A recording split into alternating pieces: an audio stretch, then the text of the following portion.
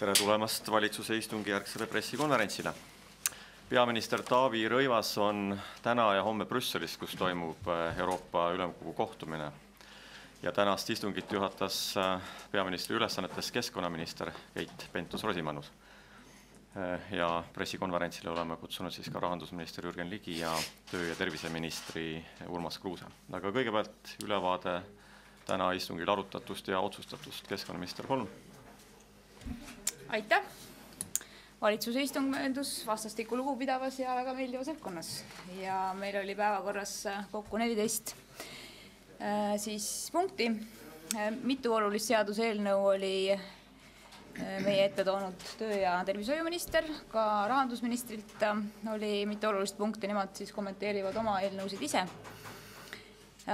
Ja istungist kokkuvõtet tehes kiitsime täna heaks Euroopa Komisjonile esitamiseks ja läbirääkimiste alustamiseks siseministri esitatud Eesti-Läti koostööprogrammi kuni aastani 2020. Iseenesest on see koostöö olnud väga edukas ka eelmise perioodi jooksul, kuni siis eelmise aasta lõpuni on meil ühised ettevõtmised nii teaduse kui meditsiini vallas toetust saanud ka spordis, kultuuris, turismipiirkondi ja puhkealasid arendatud. Ja kui nüüd kuni aastani 2020 kestvat uut perioodi lühidalt kokku võtta, siis toetatakse sellest programmist selliseid ühiseid projekte, mis siis töö- ja ettevõtluskeskkonda atraktiivsemaks muuta aitavad. Piirkonda kuuluvad Eesti poole pealt siis Lääne- ja Lõuna-Eesti ja Lätist Kurseme, Viitseme, Riia ja Peeriga regioonid. Valitsus sai haridusministrilt ka ülevaate täiskasvanuhariduse arengukava kohta taas siis ajavahemikus 2009–2013. Selle me kiitsime ilusti omalt poolt heaks. Ja üldiselt võib öelda, et Eesti poole pealt on hästi selliseks rõõmustavaks asjaoluks see, et kui enamuses Euroopa Liidu riikides on majanduslanguse ajal õppes osalejate arv langenud, siis Eesti on selliseks heaks erandiks, kus inimeste hulk, kes täiskasvanuna õppes osalevad, on hoopis kasvanud.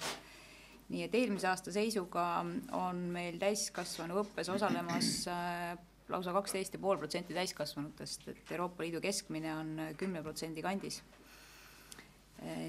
Ja viimaste aastate trend on ka see, et kasvanud on nende inimeste osakaal, kes varasemalt on õppest kõrvale jäänud, eelkõige siis madalama haridusega ja ka täiskasvanud, kes ei ole enam mitte nii väga noored, et kes on juba pisut vanemaealised.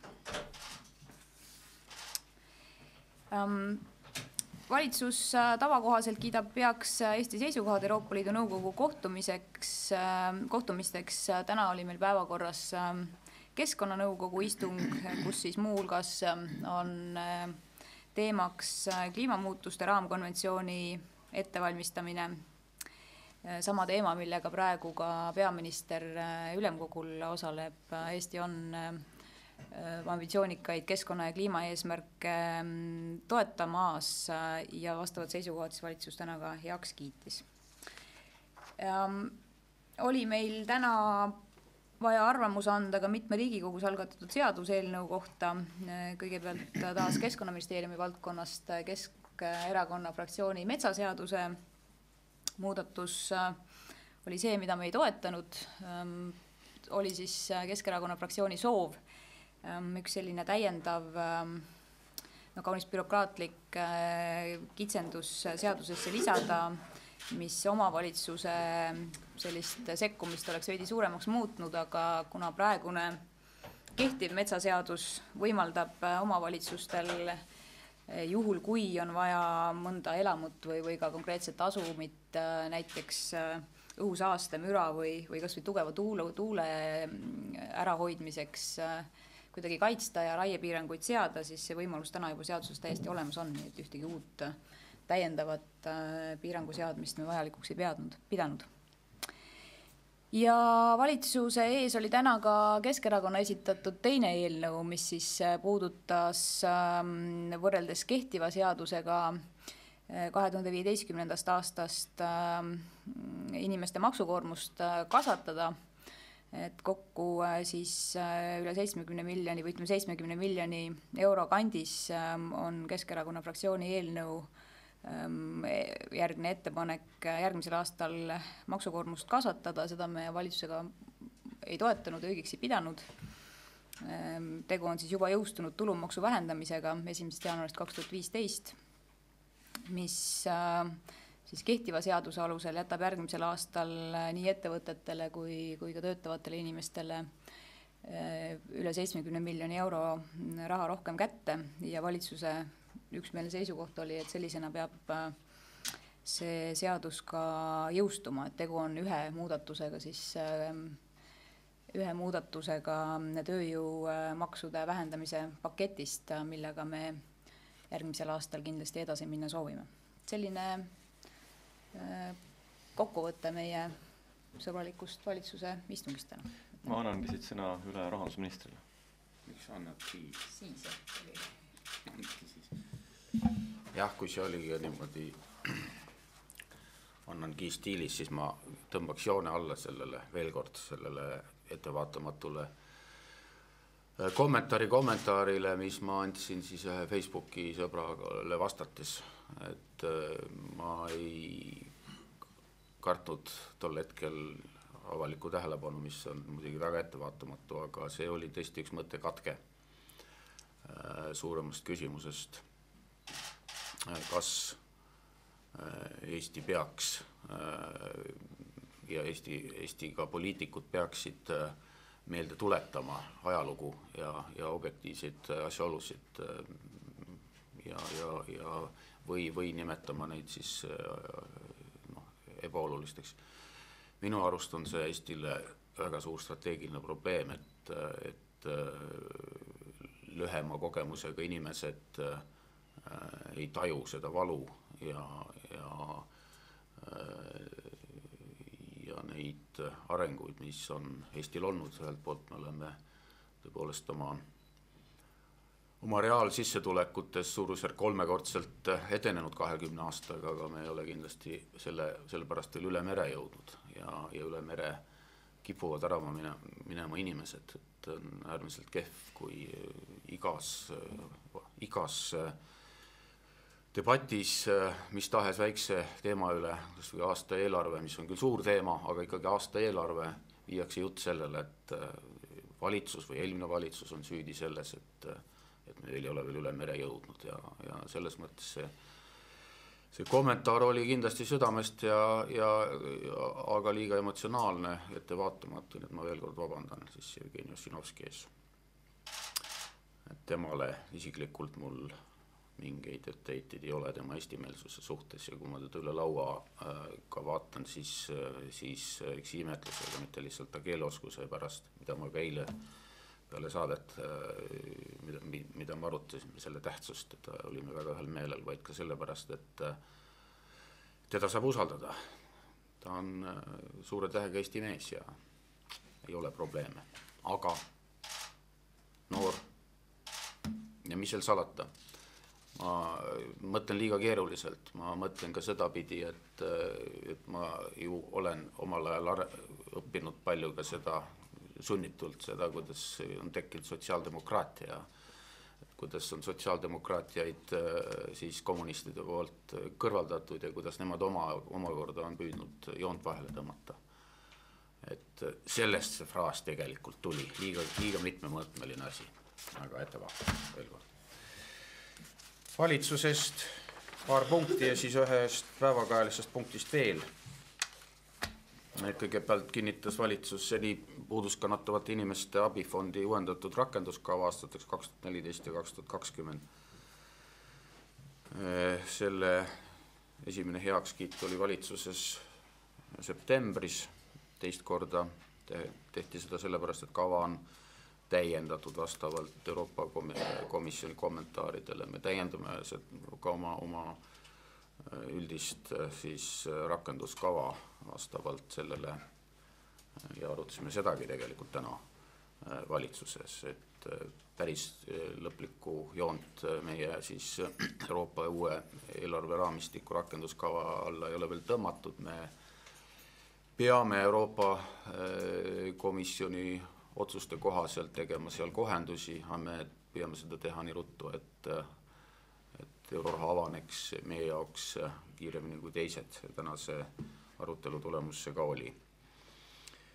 Ja siis selle abifondi vahendeid, nagu vist on juba räägitud, kasutatakse toiduabi jagamiseks, toidu raiskamise vähendamiseks. Euroopa Liidu toetus on siin 8 miljonit, sellele lisandub riigieelarvest kaasfinantseering.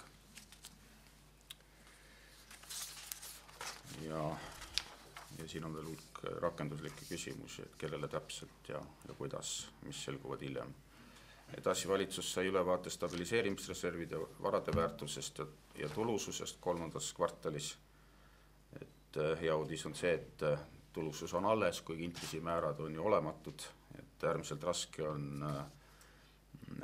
raske on teenida praegu finantsvaradelt mingitki tulu. 3. kvartali tulemus oli siiski pluss 0,48% ja aasta lõikes 0,65%, mis on selgelt selline üle turu keskmise ja selle stabiliseerimisreservi soetusmaksumus 366,8 miljonit, selle turuväärtus on 368,5. Ja siis veel praami hankest täna jooksis läbi uudis, et justkui on ümber lükatud mingid Rahandusministeeriumi etteheited praami hanke koha pealt. Seda oli hästi halb kuulata, sest midagi ju ette heidetud ei ole või ümber lükatud ju ei ole, et käib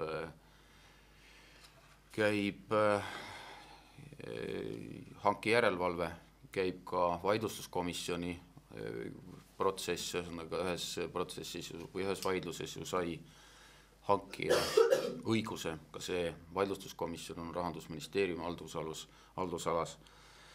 Siin ei ole tegemist mingisuguste selliste ministeeriumide vaheliste vaidlustega ega ammugi mitte erakondlikega, nagu on paljudele meeldinud seda näidata. Et selles konkreetses hanke järelevalves, mida siis viib läbi vastav Rahandusministeeriumi osakond, kellele on delegeeritud see järelevalve teadlikult, et vältida ministeeriumide või ka erakondide vahelisi selliseid vaidlusi teemas, mis on sügavalt tehnilised ja mis on sügavalt juriidilised ja mille taga võivad olla väga suured riiklikud kahjud või ka kahjud ühele või teisele siis turuosalisele. See protsess peab olema korrektne. Ja riigihangete järelevalve endiselt uurib, mis olid need MKM-i põhjused, miks ta kuulutas või miks ta siis kasutas teises voorus praami hankel väljakuulutamiseta ja läbirääkimistega hankeviisi. See on väga erandlik, see on väga suletud ja läbipaistmatu hankeviis ja seda alati järelevalve kontrollib, kas need alused, miks see valiti, et ei hüüta hanget välja turule avalikult, vaid pöördutakse teatud firmade poole. Ja räägitakse nendega tingimustelt läbi, mis tavalises hankes on keelatud isegi. Ja see protsess käib edasi. Me ei ole mingit otsust meie, selles mõttes, et Rahandusministeeriumi järelevalve, mis on siiamaani autonoomselt tegutseb, mille puhul saab rahandusminister, valitsus ühel hetkel öelda, et me teeme nüüd otsuse, te olete oma töö teinud. Ja otstarbekuse ja siis kaalutluse alusel teeme otsuse, et see protsess käib. Me oleme saatnud aga hanke järelevalve on saatnud siis selle küsimused majandusministeeriumile. Majandusministeeriumil on varem küsinud sellest hanke järelevalvelt nõu. Rahandusministeeriumi eksperdid on majandusministeeriumit nõustanud, majandusministeerium on aktsepteerinud, et pädevus selles valdkonnas on Rahandusministeeriumisse koondatud erinevatest instantsidesse, aga ikkagi Rahandusministeeriumisse ja mingil hetkel ei olnud küll see nõustamise küsimine päris täpne, mille tõttu ei saadud vastust päris probleemile, aga siiski pooled aktsepteerivad üksteist endist viisi, suhtlevad sõbralikult, ametnikud suhtlevad ja ühel hetkel, kui siis see protsess siiski jääb problemaatiliseks, saab ka langetada poliitilise otsuse, sest et selge on see, et Tallinna Sadama pakkumine on rahaliselt soodsam kui siis Väinamere liinide oma. Me tahaksime, et peale jääks, loomulikult me tahame emotsionaalses mõttes, et peale jääks soodsam pakkumine. See pakkumine ei ole küll soodsam 60 miljonit, nagu on meediasse hõigatud, aga ta on soodsam. Aga seejuures peavad olema ka konkreetsel juhul kõik protseduurid ausalt tehtud ja vead parandatud, kus need on tehtud. Nii et teisipäeva õhtuks ei lükanud siis ka majandusministeerium ühtegi sellist küsimust või kriitikat ümber, vaid esitas need samad põhjendused, mida oligi küsinud järelevalve, nii nagu ette oli nähtud teisipäeva õhtuks. Ja juba enne ja ka praegu on käinud siis ametnike vaheline väga avatud ja sõbralik konsultatsioon, dokumente vaadatakse läbi, tehakse vajalikud parandused seal, kus on probleemid olnud ja sõltumata sellest, mida järelevalve siis pärast paranduste tegemist hankedokumentidesse otsustab, on meil ikka mitu varianti, mis kõik probleemi saavad kõrvaldada. Nii et veel kord, et tegemist ei ole mingisuguste erakondade vaheliste või ministeeriumide vaheliste vaidlustega, vaid tavapäraste protseduuridega, lihtsalt see avalikkuse tähelepanu on läinud natukene vales suunas. Ja see olekski vist kommentaar teemal, aitäh. Nii, ja oma päevakorrapunktidest annab ülevaate minister Urmas Kruuse, palun.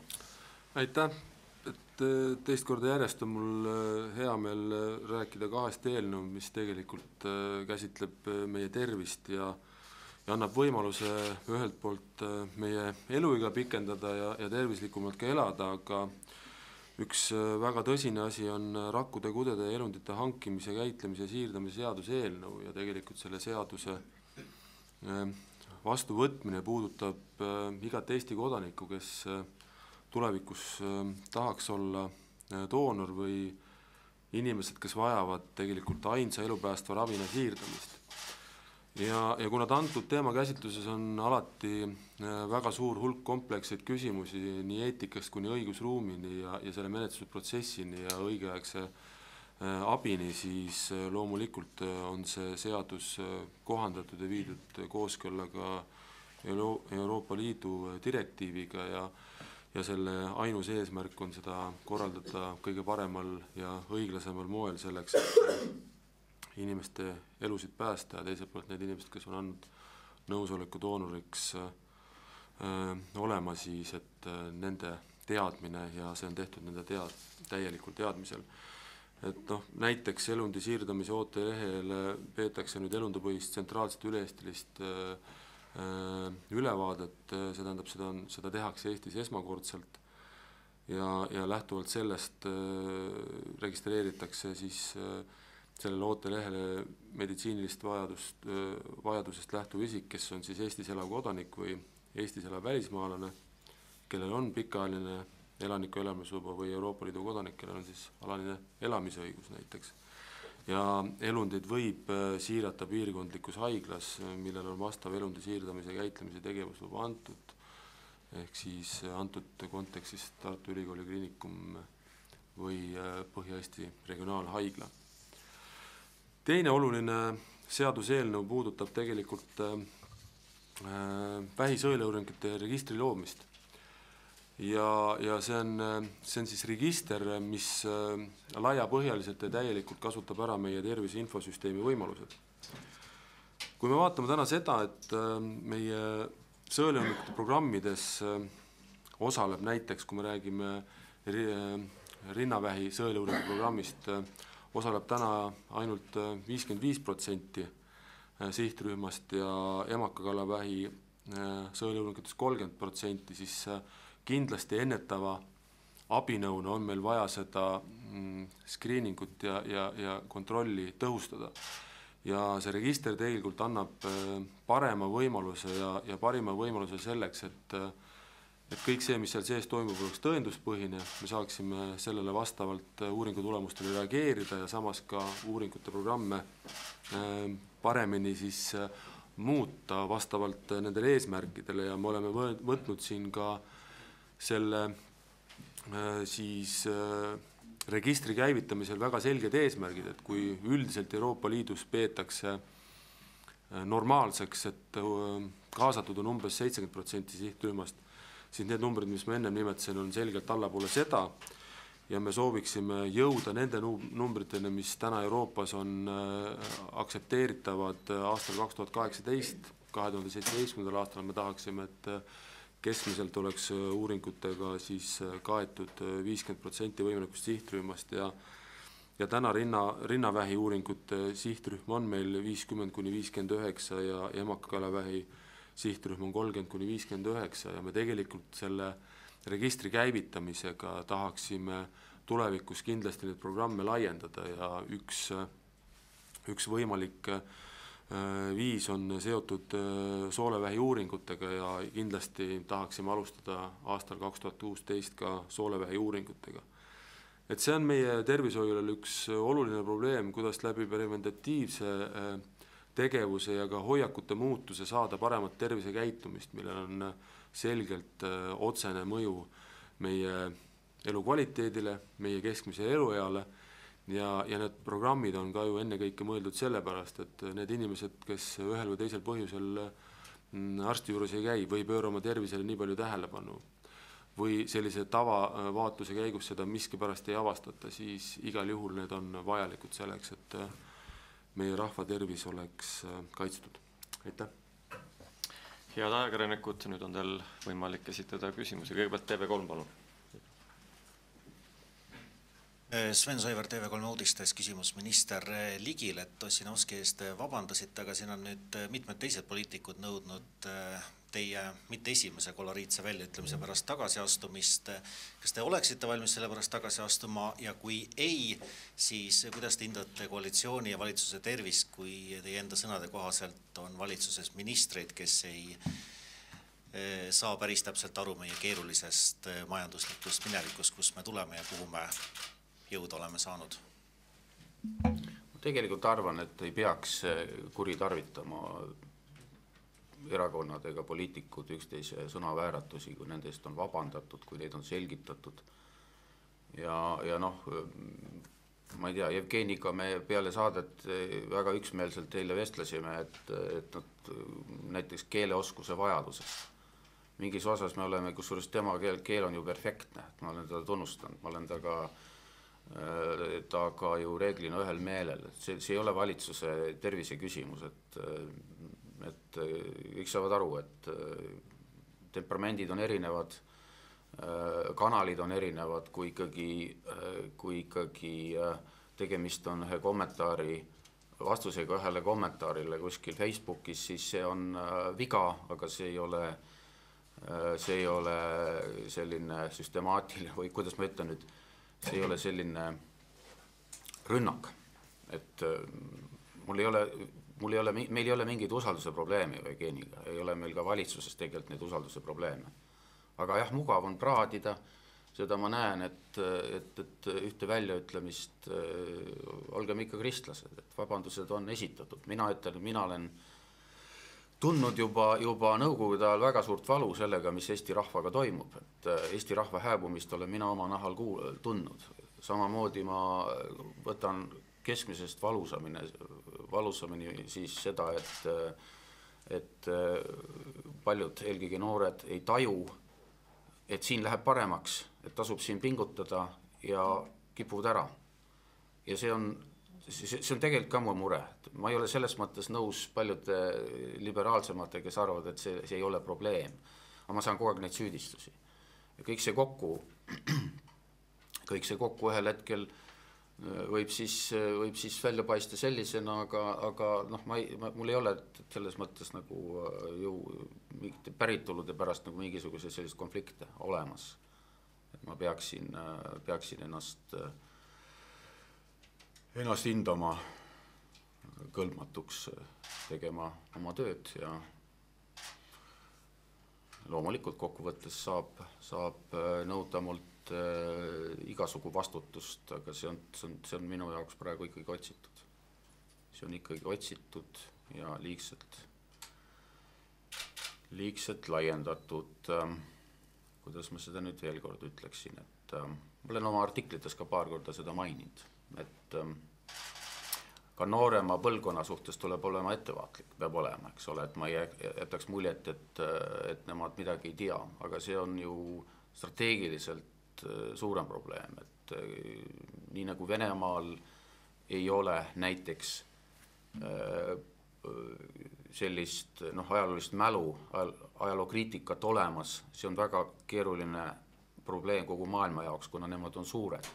Nii nagu Saksamaal on võimalik siiski mingisugune neonatsism, ma arvan ainult sellepärast, et kõigil ei ole seda vahetut kogemust, nad kohutavalt põevad ise sellepärast, nad on suutnud seda minimeerida, aga ikka on mingisugused noored nagad, kes arvavad, et kõigis riikides on see probleem. Eestis seda tegelikult on vähe, aga see väljendub siiski selles, et üle mere paistab ilus paradiis. Minu jaoks ma mäletan täpselt sellest, kui jutt on 20 aasta tagusest, et milline paradiis oli Soome või Rootsi aastal 91, 2 või 3. See oli täiesti uskumatu. Ja kui ebahuvitav on see paradiis praegu, et ma kuidagi püüdsin seda sõnumit, siis olen püüdnud seda sõnumit kuidagi nagu seletada aegade jooksul, et kuulge, me liigume ju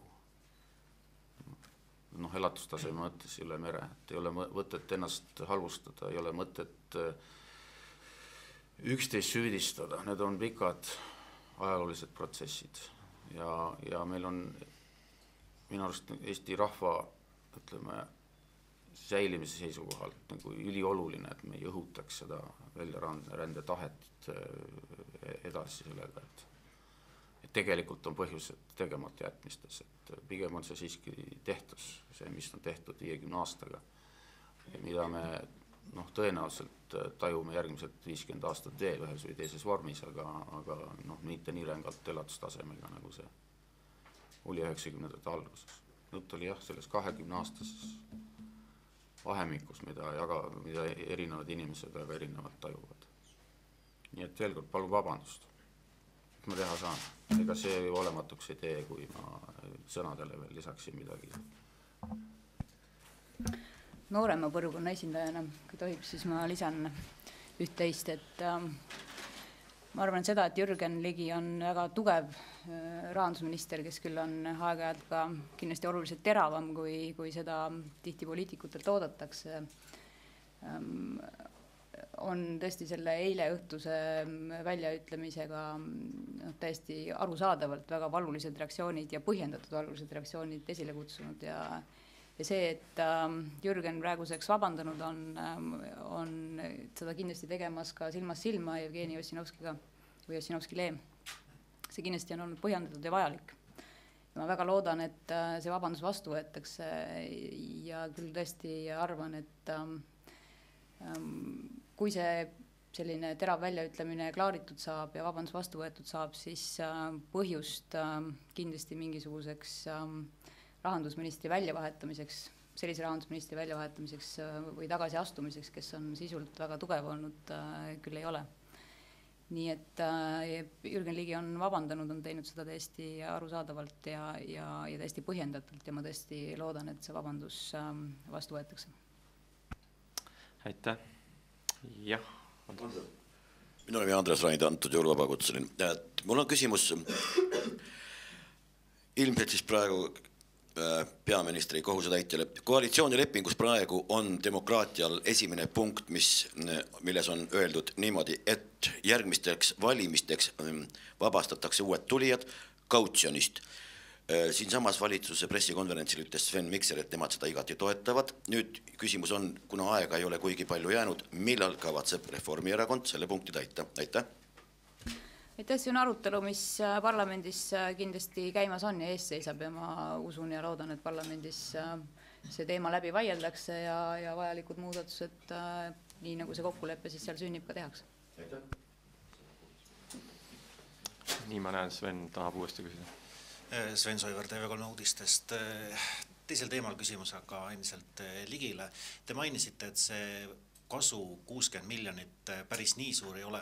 Kui suur ta tegelikult on ja teine pool küsimusest, te küll ääriveeri viitasite, aga kui jätta see juriidiline vaidlus kõrvale, kas te olete rahandusministrina veendunud, et Palo ajab õiget asja riigile kasulikus suunas? Ja ma arvan küll, et me ajame ühiselt õiget asja riigile kasulikus suunas. Et konkurss välja kuulutati oli selle nimel, et oleks parim pakkumine olemas.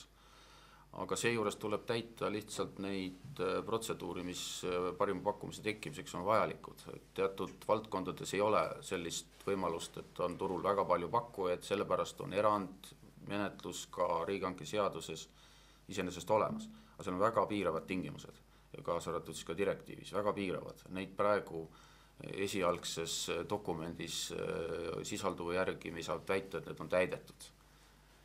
Ja sellepärast me peame neid siis korrigeerima. See, et 60 miljoni summa on, tegelikult ei ole ju, ka mina ei ole ju pakkumisi võrrelnud, et me saame, see ei ole minu töö, see on järelevalve töö on vaadata, et oleks protsess täidetud ja lõpuks hankija töö on valida siis parim välja. Ma teadlikult ei ole tahtnud ka ühegi osapoolega siis suhelda, et ei jääks seda muljet, et ma siin kedagi kuidagi soosin, aga see 60 miljonit puudutas, nagu ma olen saanud kõrvalt teada, puudutas dotatsiooni kokkuhoidu, samas laeva lõpphind, väljaostuhind on uute laevadel mõistagi märksa kõrgem, nii et ühe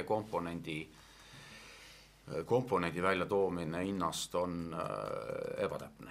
See vahe on väiksem tegelikult, aga ta ei ole, see hinnavahe on väiksem, aga ta ei ole ei 60 ega siis see 29 või 30, et on teised numbrid.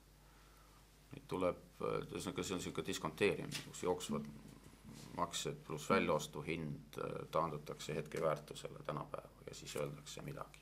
Tõenäoliselt see arvutus on korrektselt tehtud ja kuskil on see diskonteeritud number ka olemas.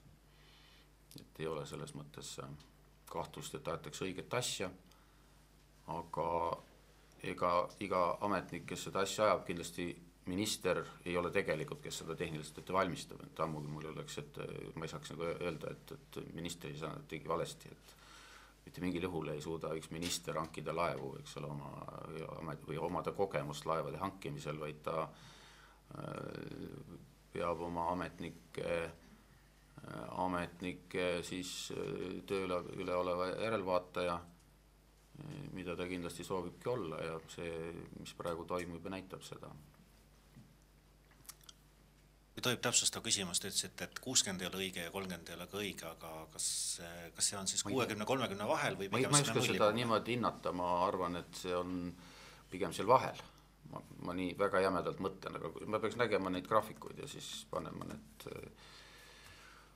panema need diskonteerimismäärad ja nii edasi, et minu teada seal on kasutatud mingid 7 poolt, aga ma ei ole näinud seda graafikut, mis on need dotatsioonisummad, et ei ole minu asi hinnata kellegi majandusministri poolt asemel või mingisugune hankekomisjoni asemel.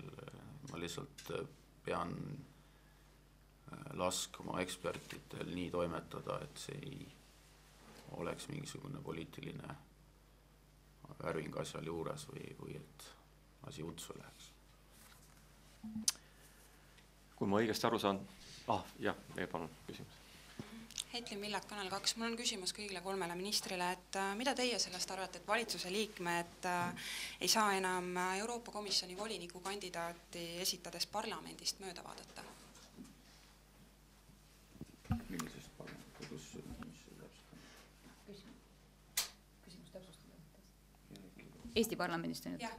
See on iseenesest väga mõistlik, et kui me räägime Eesti riigi poolt siis voliniku nimetamisest, siis selle käigus tuleb loomulikult nõu pidada ja arutada ka parlamendiliikmetega. Ega see iseenesest ei ole uus selline väga drastiline areng, et varasemalt on Euroopa Liidu asjade komisjon, mis oma sisult on ju tegelikult selline väike nii-öelda mudelparlament, kus kõikidest komisjonidest on esindajad, fraktsioonidest esindajad, et ka varasemalt on Euroopa Liidu asjade komisjoniga seda koostööd tehtud, nii et see on igal juhul mõistlik, et selline kaasamine ja koostöö parlamendiga käib.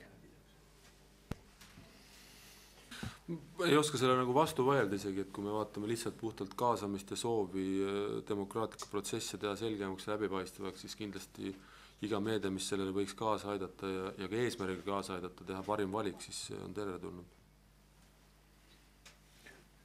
Ei ole võib-olla uudistega kursis, et kas on mingisugune uus vaade tekkinud, et see, et parlamendidega asju kooskõlastatakse või arutatakse, on igati normaalne ja minu poolest praegu ma olen ainult peaprokuröri koha pealt kuulnud, et justkui üks erakond siin on vastu olnud, et ma olen tuliselt selle kandidaadi poolt ja kuulen midagi, aga parlamendil on vastu valitsuse tahtmist küsite minult kui valitsuse liiget ju võimalik mida iganes rääkida kandidaatide või kandidaatide arvu kohta, et siin ei ole nagu mingit sellist